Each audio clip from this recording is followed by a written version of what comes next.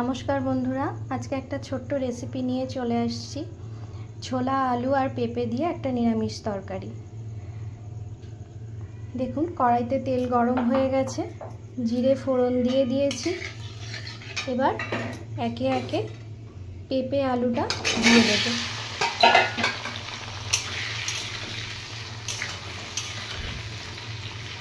পেঁপে আলুটা দিয়ে ভালো করে ভাজা হবে।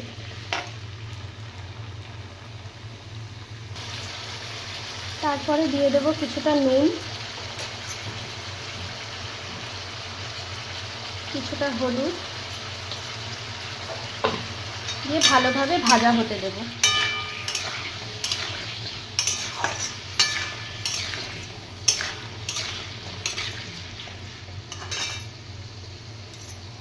যাতে করে পেঁপের যে কাঁচা গন্ধটা সেটা চলে যায়, কিছুটা যাতে কুক হয়ে যায়, হাফ কুক যাতে হয়ে যায় ভাজার মধ্যে। দেখুন, পেঁপে আলুগুলো অলমোস্ট ভাজা হয়ে গেছে।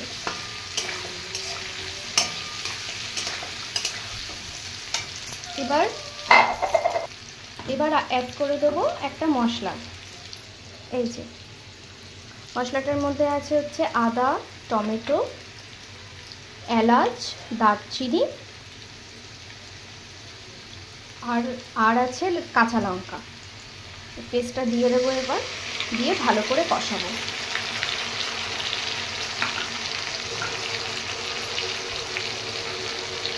বাটি ধোয়া জলটাও দিয়ে দেবো।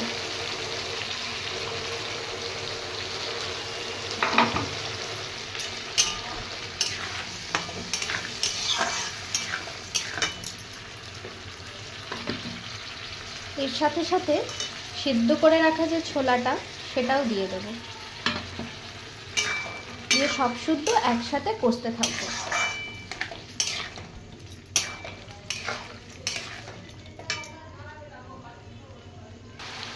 দেখুন, আমার পেঁপে আলু আর ছোলাটা অনেকটা কষানো হয়ে গেছে, মশলার কাঁচা গন্ধটাও চলে গেছে।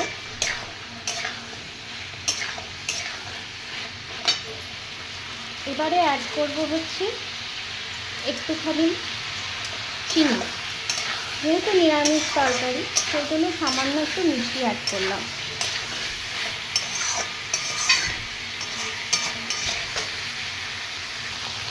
এবারে আলু আর পেঁপে সেদ্ধ হওয়ার জন্য জল দিয়ে দেবো।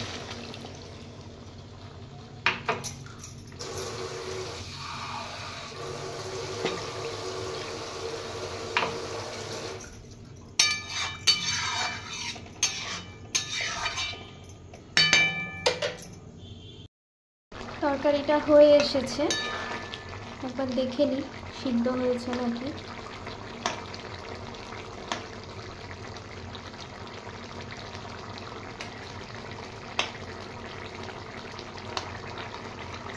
হ্যাঁ, সব সিদ্ধ হয়ে গেছে। এবার নামানোর আগে যেহেতু নিরামিষ তরকারি, একটুখানি ঘি অ্যাড করব, তাহলে সুন্দর একটা সেন্ট বেরোয় আর খেতেও বেশ ভালো লাগে।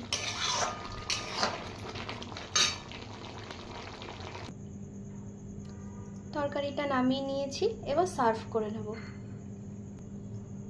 আমি সার্ভ করব গরম গরম দুটো রুটি দিয়ে ডিনারের জন্য। আপনারা কে কী দিয়ে খেতে ভালোবাসেন সেটা আমাকে অবশ্যই কমেন্টে জানাবেন।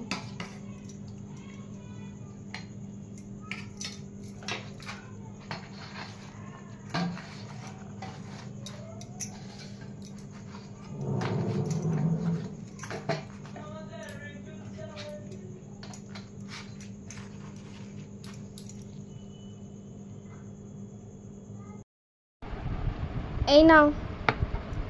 কিসের তরকারি? খেয়ে দেখো।